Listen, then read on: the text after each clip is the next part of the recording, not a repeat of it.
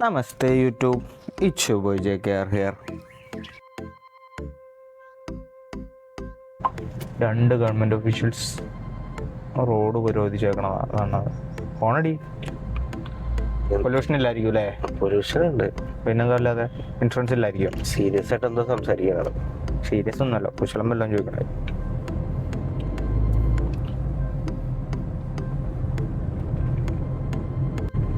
നമ്മളിവിടെ പറഞ്ഞിടത്ത് 17 Pro എടുക്കാനായിട്ട് നല്ല മൈൻഡ് ഉണ്ടോ? എന്താ അവസ്ഥ? 17 Pro എടുക്കാൻ വീഡിയോയ്ക്ക് നല്ലതല്ലേ? വീഡിയോയ്ക്ക് ഐഫോൺ ഇസ് ദ ബെസ്റ്റ് എന്ന് പറയുമ്പോൾ ഒരു മൊബൈൽ ഡിവൈസ് ഇല്ലെങ്കിൽ ഇതെല്ലാം പേഴ്സണൽ ഒപ്പീനിയൻ ആണ്. എന്നാലും വീഡിയോയ്ക്ക് ഐഫോൺ സെറ്റപ്പാണ്. അതായത് എനിക്കിപ്പോൾ എടുത്തതിലും യൂസ് ചെയ്തതിലാണേലും ഈ പറയുന്ന അത് ആ ക്യാമറ എക്സ്പീരിയൻസ് ആണേലും ഐഫോണിൻ്റെ വീഡിയോ കേപ്പബിലിറ്റി എന്ന് പറയുമ്പോഴത്തേനും ടോപ്പ് നോച്ചാണ്. എന്നാൽ ഫോട്ടോ എടുക്കാനായിട്ടാണെങ്കിലും ഇപ്പം ഈ പറഞ്ഞ പോലെ വിവോ X200 ഇപ്പം നിലവിലുള്ളതിൽ, പിന്നെ ഷവോമി 15 Ultra, അതേപോലെ ഇപ്പോൾ 17 Ultra ഇറങ്ങാൻ പോകണുള്ളൂ. അപ്പോൾ അതിന് ജഡ്ജ് ചെയ്യാൻ പറ്റില്ലല്ലോ. അതേപോലെ തന്നെ ഷവോമി 15 Ultra പിക്സലിൻ്റെയൊക്കെ ആഫ്റ്റർ ഇമേജ് പ്രോസസ്സിംഗ് എന്ന് പറഞ്ഞിട്ടുണ്ടെങ്കിൽ ബ്യൂട്ടിഫുള്ളാണ്. ഇതിനകത്ത് ഒന്നും വലിയ തെറ്റില്ലാണ്ട് ഈ രണ്ടിൻ്റെ ഇടയെ കിടന്ന് കളിക്കുന്നതാണ് സാംസങ്. സാംസങ്ങിൻ്റെ വീഡിയോ അടിപൊളിയാണോ എന്ന് വെച്ച് കഴിഞ്ഞാൽ ആപ്പിൾ ഉണ്ട്, ബെറ്റർ ഉണ്ട്. ഫോട്ടോ അടിപൊളിയാണോ എന്ന് വെച്ച് കഴിഞ്ഞിട്ടുണ്ടെങ്കിൽ അതിനേക്കാളും ബെറ്റർ ആയിട്ടുള്ള ഓപ്ഷൻസ് ഉണ്ട്. ഈ പറഞ്ഞ പോലെ വിവോ X200 ഈ ഗൂഗിൾ പിക്സലും ഷവോമി 15 Ultrയും പോലെയൊക്കെ വലിയ തെറ്റില്ലാണ്ട്. എന്നാൽ ഒരു ആവറേജ് കേസ് സിനാറിയോയിൽ എടുത്ത് വരുമ്പോഴത്തേനും രണ്ടും കൂടെ നടക്കണമെന്നുണ്ടെങ്കിൽ സാംസങ് ആ പറ്റുള്ളൂ. പക്ഷേ ഭയങ്കര ഗ്രീൻ ലൈനാണ്. അപ്പോൾ എനിക്കിപ്പോൾ വീഡിയോ എടുക്കാനായിട്ടാണ് ഞാൻ പറയുകയാണെങ്കിൽ ഒരു Insta360 എടുക്കുക. Insta360യോ ഇല്ലെങ്കിൽ ഈ DJI Osmo Pocket 3 എന്ന് പറഞ്ഞിട്ടൊരു സാധനമുണ്ട്, നൈസാ. പറയുമ്പോൾ ഈ ഒരു കൈപ്പത്തിയുടെ അത്രയും ഫോം ഫാക്ടറിൽ വന്നിട്ട് നല്ല വീഡിയോ ക്ലാരിറ്റി എന്നൊരു സാധനമാണ്. ഇതും കുറച്ചുകൂടെ ബഡ്ജറ്റ് ഫ്രണ്ട്ലി ആയിട്ടാ വേണമെന്നുണ്ടെങ്കിൽ ഈ Insta360യുടെ ആക്ഷൻ ക്യാംസ് ഉണ്ട്, അത് നൈസാണ്. പറയുമ്പോൾ നല്ല ക്ലാരിറ്റിയോടുകൂടി പഞ്ചോടുകൂടി തന്നെ. ഇപ്പോൾ ഏറ്റവും റീസെൻ്റ്ലി DJIയുടെ എന്താ പോക്കറ്റ് മിനിയോ അങ്ങനെ എന്തോ പറഞ്ഞിട്ടൊരു സാധനം ഉണ്ട്. അത് ഭയങ്കര ചെറിയ ഫോം ഫാക്ടറാണ്, പക്ഷെ നല്ല ക്യാമറ ക്ലാരിറ്റി തന്നെ ഉണ്ട്. അപ്പോൾ ഈ ഐഫോൺ 1.5 ലക്ഷം രൂപ എടുത്തിട്ട് ഐഫോൺ വീഡിയോ മാത്രമാണ് എന്നുണ്ടെങ്കിൽ ഐഫോൺ എടുക്കുന്നതിനേക്കാളും എന്തുകൊണ്ടും ഒരു ബെറ്റർ ഓപ്ഷൻ ഇതേപോലത്തെ ക്യാമറ സാധനങ്ങൾ എടുക്കണതിലായിരിക്കും. ഏതിനാതിനും അതിന് അറൗണ്ട് ഒരു 45K ഒക്കെ നിലവിൽ പ്രൈസ് വരണുള്ളൂ. ഇപ്പോൾ ഈ പറയുന്ന DJI Pocket 3ക്ക് മാത്രം, ഹാൻഡ് ഹെൽഡ് ആയിട്ടുള്ള ഡിവൈസിന് മാത്രം അതൊരു വ്ളോഗിങ് ക്യാമറ പോലെയാണ്. ലാൻഡ്സ്കേപ്പ് കൊടുക്കാം, പോർട്രേറ്റ് കൊടുക്കാം, ഇങ്ങനെ വിത്ത് ഇപ്പം എൻ്റെ ഓർമ്മ ശരിയാണെങ്കിൽ ഒരു 3x ഗിംബലും കൂടി അതിനകത്ത് തന്നെ. 3 ആണോ 2 ആണോ രസം. അപ്പോൾ സ്റ്റെബിലൈസേഷനും അടിപൊളിയായിരിക്കും. അതിൻ്റെ ക്രിയേറ്റർ കിറ്റ് മേടിക്കണം. ക്രിയേറ്റർ കിറ്റ് മേടിക്കുമ്പോൾ ഒരു 10-65 രൂപ എടുത്ത് വരും. അപ്പോഴും 1.5 ലക്ഷം രൂപയും 65,000 രൂപയും രണ്ട് ദിക്കിലാട്ടോ. ഇതിനകത്ത് ഹൈറസ് ഓഡിയോ ഹൈറസും പോട്ടെ, ഇതിന് ഒരു ഐഫോണിൻ്റെ ഒരു വീഡിയോ റെക്കോർഡ് ചെയ്യണ ഒരു ഫോർമാറ്റ് ഉണ്ട്, കണ്ടാൽ അതിൻ്റെ പേര് ഓർമ്മ. അതിനെ വെച്ച് നോക്കുമ്പോഴത്തേനും ഇത് നല്ലതാണ്. ഈ DJIയുടെ സാധനം നല്ലതാണ്, ചെറിയ ഫോം ഫാക്ടർ, അതൊരു നല്ല മെമ്മറി കാർഡ്. ഐഫോൺ ആകുമ്പോഴത്തേനും ഏറ്റവും ബേസ് വേരിയൻ്റാണ് മേടിക്കാൻ പറ്റുള്ളൂ. എന്ന് പറയുമ്പോഴത്തേനും ബേസ് വേരിയൻ്റ് മേടിക്കാൻ പറ്റുള്ളൂ എന്നല്ല, കമ്പാരിറ്റീവ്ലി അഫോർഡബിൾ ആയിട്ടുള്ള ബേസ് വേരിയൻ്റ് മാത്രമേ ഉണ്ടാവുള്ളൂ. അത് വെച്ചിട്ട് ഇപ്പം എന്താക്കുക, ഒരു 10-20 വീഡിയോ എടുത്തു കഴിയുമ്പോഴത്തേനും ഇപ്പം ആ വീഡിയോ എല്ലാം കീപ്പ് ചെയ്യണമെന്നുണ്ടെങ്കിൽ ഐഫോണിൽ സ്റ്റോറേജ് ഉണ്ടാവില്ല. അതേ സമയത്ത് ഇത് മേടിക്കുവാണെങ്കിൽ നമുക്കൊരു മെമ്മറി കാർഡ് മേടിച്ചിടാം. ഏത് അത് വിളിച്ചു കഴിഞ്ഞിട്ട് ലോൺ വേണോന്ന് ചോദിച്ചതിന് ഞാൻ ഗുണ്ടയാണ്, ഞാൻ ലോൺ എടുത്ത് കഴിഞ്ഞിട്ടുണ്ട്, ഞാൻ തിരിച്ചടക്കൊന്നുമില്ല, എനിക്ക് ലോൺ തരാത്തത് നിങ്ങൾക്ക് നല്ലതെന്നൊക്കെ പറഞ്ഞുകൊണ്ട് കളിയാക്കി വെച്ചിട്ടുണ്ട്. ചേച്ചി okay okay sir, thank you. താങ്കളുടെ ഇൻഫർമേഷൻ നന്ദി എന്നൊക്കെ പറഞ്ഞോണ്ട് വെച്ചിട്ടുണ്ട്. രക്ഷിച്ചത് കാണിക്കണ്ടേ സാധനമൊക്കെ ഉണ്ടല്ലോ.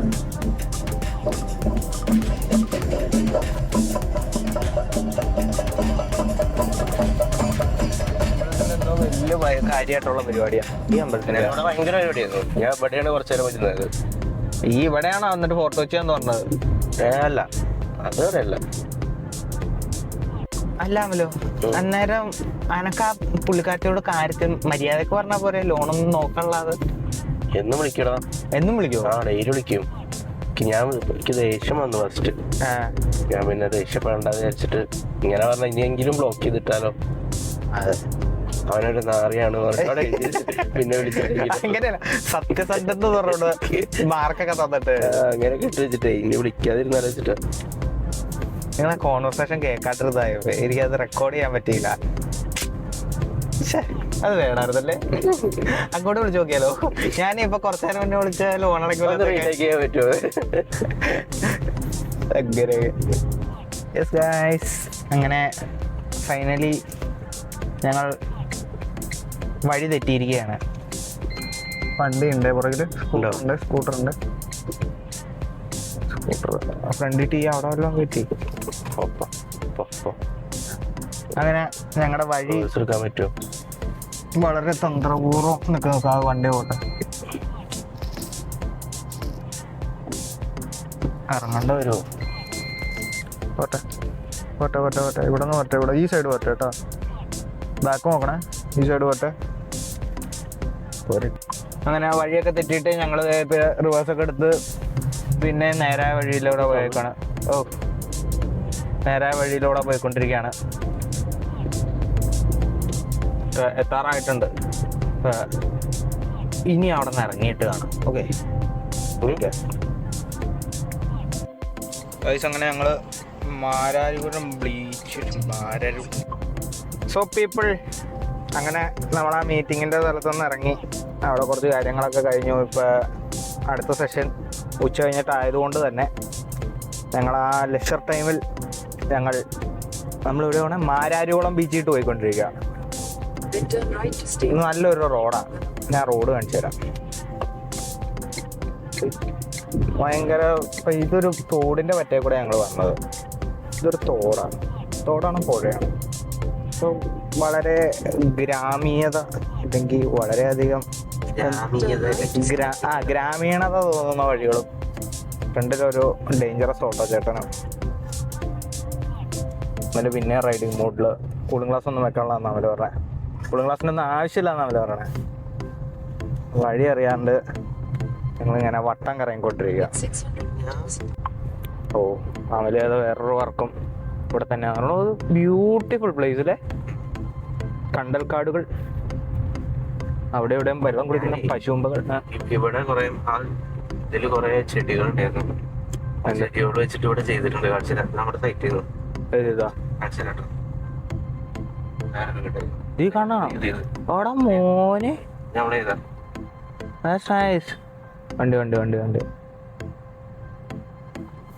വീഡിയോ. ഇതിന്റെ ശരിക്കും അപ്പുറത്താണ് എന്റെ എൻട്രൻസ്.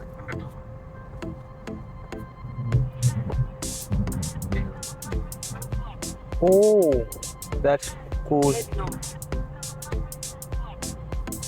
വീടിന്റെ ഉള്ളിലാണ് ഗ്യാരേജ്. കണ്ടോ, ഷട്ടറാണ്. വീടിന്റെ കയറ്റും. അനക്ക് ഇത്രയും തലയാ ഈ വീഡിയോ എങ്ങാനും വൈറലായിട്ടല്ലോ അവലെ. പിന്നെ എൻക്വയറിയോടെ എൻക്വയറി ആയിരിക്കും. ഇനി നീ എവിടെയിട്ടാ തിരിക്കാൻ പോണേ? പച്ച കളിഞ്ഞു തന്നെ സ്ക്രീനിൽ പച്ച കളിഞ്ഞു തന്നെ. വളരെയധികം മാരകമായിട്ട് അത്രയും ദൂരത്തുനിന്നാട്ടോ നമ്മൾ വന്നത്. തൊണ്ടിരിക്കുന്നതാണല്ലോ വന്നത്. ഒരു വീട്, വൺ ഓഫ് ദ വീട്. Cool property. ഇതിന്റെ എന്താന്ന് പറഞ്ഞാൽ ലിവിംഗിൽ ഇരിക്കുമ്പോഴത്തേനും ഗരാജ് കാണാൻ പറ്റുമോ?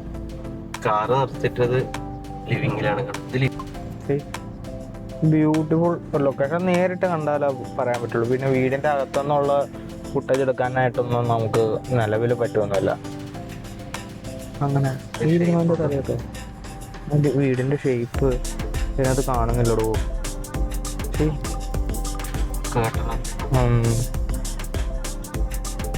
നൈസ്. സോ അങ്ങനെ വർക്ക് ചെയ്ത വേറൊരു വീടും കൂടെ കണ്ടു.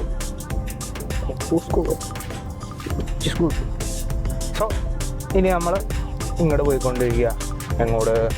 മാരാരിക്കുളം ബീച്ച്. ഓക്കെ, അങ്ങനെ ഫൈനലി പോക്കറ്റ് റോഡും കീക്കട്ട് റോഡൊക്കെ ചാടി ഞങ്ങളുടെ ഹൈവേ ടു. എൻ്റെ മോനെ, ആ സൂപ്പർ, ശുഭം. റോഡുണ്ടല്ലോ അല്ലേ? ഉണ്ടാവണം, അത് നോക്കിയിട്ടില്ല കേട്ടോ. ആ ഉണ്ടെന്ന് തോന്നണം, ക്യാമറ കാണാം. ഉണ്ട് ഫ്രണ്ടിലെ റോഡിനുണ്ട്. സക്സസ്. ഇനി റോഡ് ക്രോസ് ചെയ്യാന്നുള്ള ഒരു പ്രക്രിയയായിട്ട് ഞങ്ങൾ നീങ്ങിക്കൊണ്ടിരിക്കണത്. ഇപ്പോൾ വണ്ടികളുണ്ട്. ഇപ്പോൾ എപ്പോഴും പറയണ പോലെ ആദ്യം ലെഫ്റ്റ് സൈഡ് നോക്കുക, പിന്നെ റൈറ്റ് സൈഡ് നോക്കുക, പിന്നെ ലെഫ്റ്റ് സൈഡ് നോക്കിയിട്ട് പയ്യെ കയറ്റി പയ്യെ ഒരു യൂണിഫോം വരുന്നുണ്ട്. പോട്ടെ, ശരിക്കും. പിന്നെ എന്താണേലും ബീച്ചിൽ ചെന്നിട്ട് കാണാം എന്നൊക്കെ പറയുമെങ്കിലും ഇടയ്ക്ക് നല്ല ക്ലിപ്സ് കിട്ടുവാണ് ഞാൻ. ഇത് കഴിഞ്ഞ ദിവസം ഒരു ബെറ്റ് വെച്ചിട്ട് അടയ്ക്കാമരത്തെ കയറിയതാ. അടയ്ക്കാമരത്തെ കയറിയതാ. കൂട്ടത്തിലുണ്ടാകുന്നവർക്ക് കാലിന് നീട്ടം കൂടുതലാണെന്നുള്ളത് സത്യം ഞാൻ അങ്ങോട്ട് മറന്നുപോയി. വേറൊന്നും പറ്റില്ലായിരുന്നേ. എൻ്റെ കൈക്കും കാലിന് നീട്ടം കുറവാണെന്നുള്ളതും അവർക്ക് ഇച്ചിരിയോടെ എന്നെക്കാളും പൊക്കമുണ്ടെന്നുള്ളതും ഞാൻ അങ്ങോട്ട് മാറി നിൽക്കണ.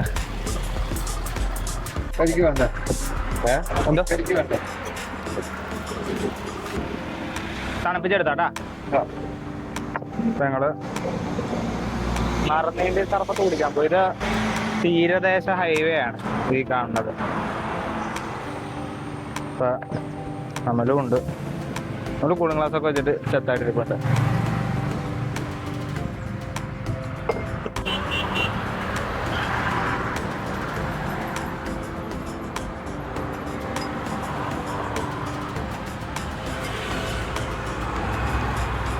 പാഷൻ ഫ്രൂട്ട് ശരിക്കും നല്ല ടേസ്റ്റ് ആയിരിക്കും. പിന്നെ അത് പറഞ്ഞാൽ പോരാണ്. ആ കസ്കസ് ഇട്ട് കൊടുക്കും. കസ്കസൊക്കെ പൊട്ടിച്ചിട്ടിട്ടുണ്ട്. കസ്കസ് ഒരു വികാരമാണ് കേട്ടോ കൂടുതൽ ആൾക്കാർക്കും. വികാരമില്ലാത്ത അതുപോലെ സോഡയാണ്, വെള്ളമല്ല.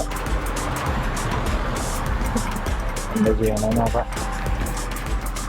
നമ്മൾ ഭയങ്കര ഈഗറായിട്ട് നറുനീണ്ടിക്ക് വേണ്ടി വെയിറ്റ് ചെയ്തോണ്ടിരിക്കാം.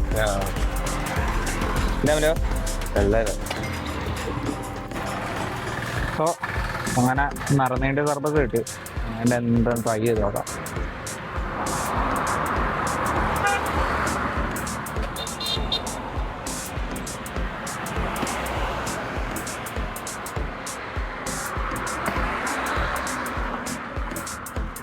എങ്ങനെയുണ്ട്? സൂപ്പർ. അതിലല്ല ഏട്ടാ, ഇച്ചിരിയോടെ മധുരം ഇട്ട് തരുമോ? ഇപ്പം നറുനീണ്ട് സർബത്തൊക്കെ ഉണ്ടാക്കണമാണെന്നാ പറയണത്.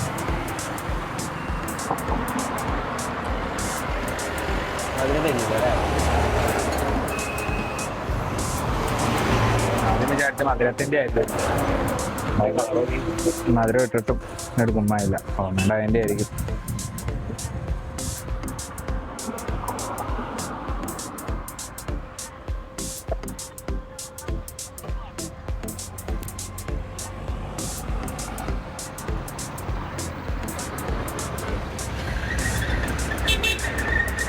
അങ്ങനെ നമ്മള് നറുനീണ്ടി സർബത്ത് കുടിച്ച് എങ്ങനെ ഉണ്ടായിരുന്ന പോലും കൈ പിടിക്കാൻ പോരോ. നറുനീണ്ടി സർബത്ത് കുടിച്ച് ഇറങ്ങിക്കഴിഞ്ഞ് ഇപ്പൊ കുറച്ച് ആൾക്കാർ ശ്രദ്ധിക്കണ്ട്. കുന്തവും കൂടെ ചക്രൊക്കെ ആയിട്ട് ഇങ്ങനെ നടക്കുമ്പോ തന്നെ എന്താണേലും സ്വാഭാവികമായിട്ട് ചിന്തിക്കില്ല, ആരടാ ഇവൻ എന്നുള്ളൊരു ചോദ്യം വരുമല്ലോ. ടിപ്പിക്കലാണ്. നറുനീണ്ടി സർബത്ത് എങ്ങനെ ഉണ്ടായിരുന്നു? Very nice. Super super. മേല കേട്ടല്ലോ, ഈ മേല നറുനീണ്ടി പറഞ്ഞു കഴിഞ്ഞാൽ താട്ട അടിച്ചിരിക്കുന്നുണ്ട്. വാങ്ങിയതാണെങ്കിൽ ഞാൻ കമ്പനിയുടെ മേടിക്കണ്ടെന്ന് പറയാനിരിക്കുവായിരുന്നല്ലേ. അതിനാണ് ഞാൻ വാങ്ങിയതാണോ ചോദിച്ചത്. അല്ല, വീട്ടിലുണ്ടാക്കിയതാണ്. വീട്ടിലുണ്ടാക്കിയതാ. പിന്നൊന്നും പറയാം, പിന്നൊന്നും പറയെങ്കിൽ മേലെ ഉണ്ടാക്കരുതെന്ന് പറയാൻ പറ്റില്ലല്ലോ. വഴി അറിയോ?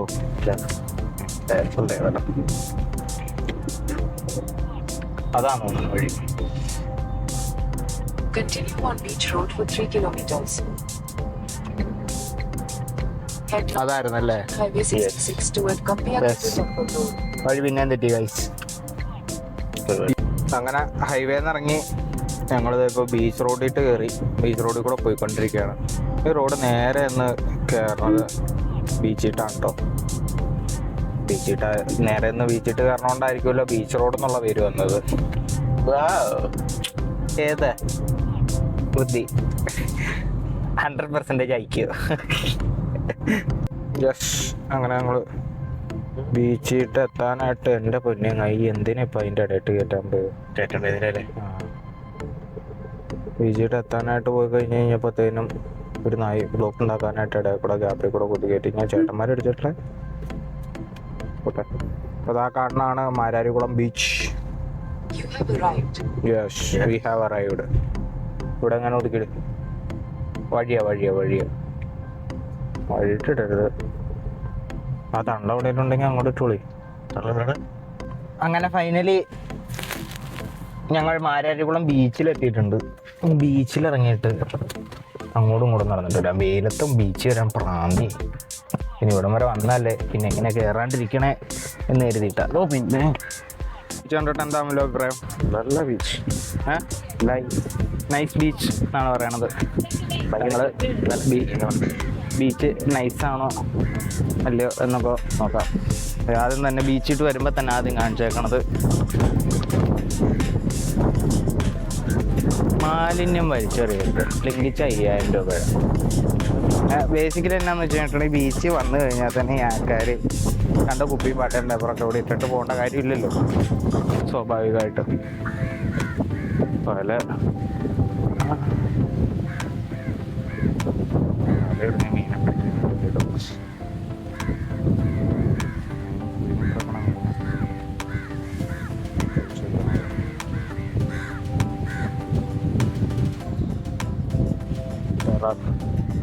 അൾട്ടിമേറ്റ് വെച്ചിട്ടോ.